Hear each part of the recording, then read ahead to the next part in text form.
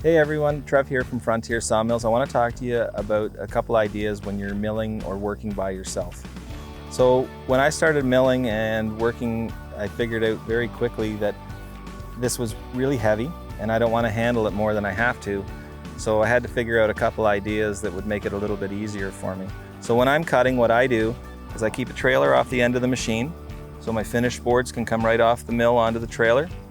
I keep a tractor on this side of the machine, and that's where all my fletches or my wane or my outside cuts go.